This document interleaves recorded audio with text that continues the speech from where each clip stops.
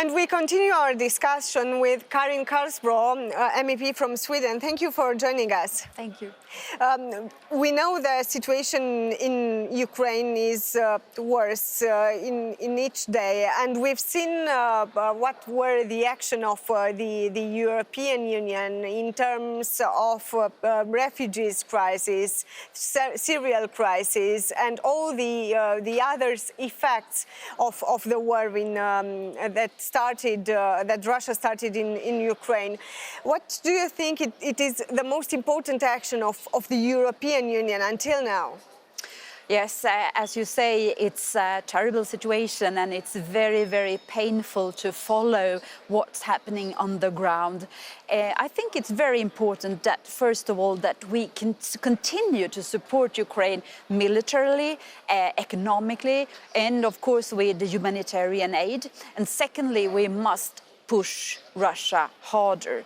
And thirdly, I think it's also very important that we remember that we must keep Europe strong together, because it's only when we are united we can be as strong and tough as we need to be right now.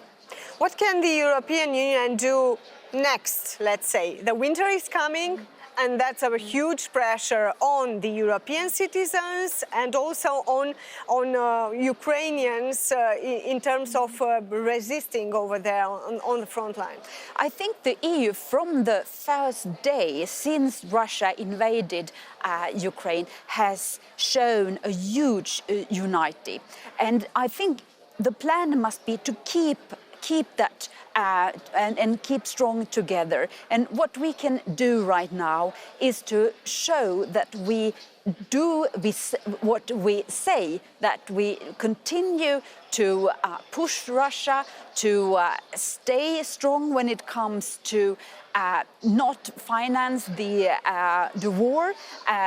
We know it's a pressure to maybe open up for gas, for example, from Russia, but we must stay strong and not. We could be very tempted to do that, but we shouldn't. And I think it's also very important that we understand that what we do now, today, will have impact for tomorrow. So we have no patience with the war, but we must stand up strong today and tomorrow and next week, and understand that this will take time. Also cutting all the links to Russia in terms of sending money via gas or anything else put a huge pressure on the member states. We've seen the energy crisis amplified in each member state. We've seen the inflation also as an effect of all the crises we have seen. How do you tackle them?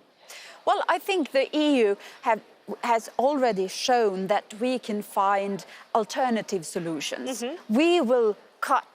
We should cut, and we must continue to cut the economic relations with Russia, because we can't finance this war.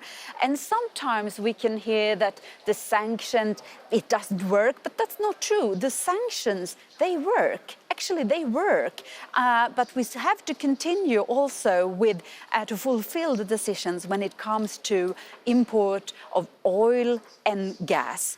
And I think we also have to find other solutions.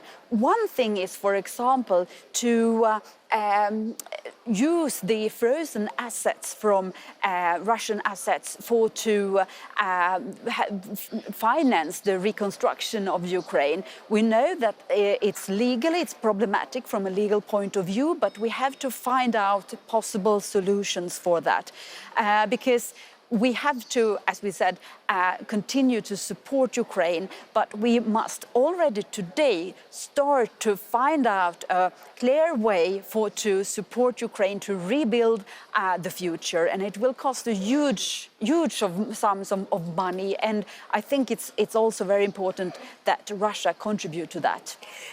I think you've seen that Romania was a part of the help that was given to Ukraine. Of course, Ukraine is at our border, the war is at our border, the refugees are coming, and they were very welcomed in Romania and helped in Romania. And also, I think you've seen Romania in terms of helping in the cereal crisis.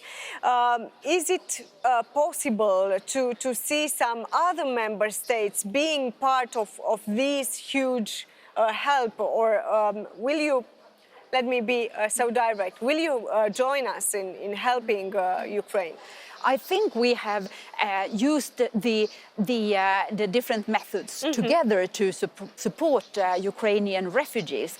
But what I see happening in Romania, for example, I think it's extraordinary. The hospitality, the solidarity from people in Romania is enormous. And I also learned from my colleagues here in the European Parliament, which also private initiatives people are doing. So I think we should all learn and be inspired of the Romanian example, how to deal with this, because it makes sense. In terms of energy crisis, how is your country trying to solve the problem? Yeah, I think all countries, all member states in the European Union are affected by the higher prices. And we are, of course, following and also acting on the European level, but also trying to tackle them on the national level to make it a little bit easier for consumers and for companies to prevent them to fall down or broke down economically in this situation. But I think it's also very important to see this as a long-time perspective. And for example, I think we learned, or Europe learned a lesson that we cannot be reliable on Russian gas. So from my point of view and my party's point of view, it's important to invest in nuclear, for example, to construct a resilient energy system in Europe. And we should also increase the cooperation on this area, because we could be much stronger together, because in the end this is a question about supply, and we really need much more energy also to handle the clean energy, to handle the climate crisis. So it's really opportunity to deal with this. Is it still possible to reach those targets that were put for being more green, Fit for 55, as you know, and all the others, having also the energy crisis to be tackled, the war and all the others? Yes, I think so. And what this situation has shown us is that we have to speed up the electrification. We cannot rely on fossil fuels like we have done for so many years. And I hope that we can speed up the process to electrify the whole Europe. And that's good for the climate as well as for the security situation. But it's a hard work, and we have to do it together in Europe. And we have to invest in it together. But if we not succeed with the climate goals, we will find ourselves in another huge problem in future. So we're in a time where we have to deal with different problems at the same time. And it's also very expensive now, due to the energy crisis, to keep up the pace with this direction, in this direction of being more electrified, of being less dependent on other types of energy.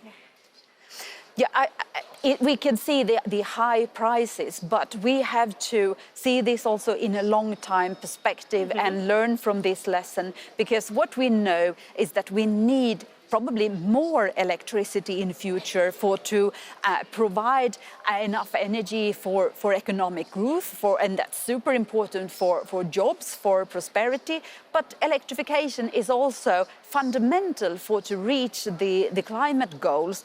And I think with that very, very clear vision, we should go on to do the different things at the same time. But we remind us also that we should all today and this winter have the focus on all these people in Europe and actually globally that suffers from this energy crisis, and help people to survive, because I think we have to understand that this is very, very economically painful for many people. Thank you so much for this discussion. Thank you for possibility to be here. Vouă celor de acasă vă spun să rămâneți pe Antena 3 CNN. Nu uitați că ne revedem și sâmbătă viitoare la 9:30. Cu bine și sănătoși să fim!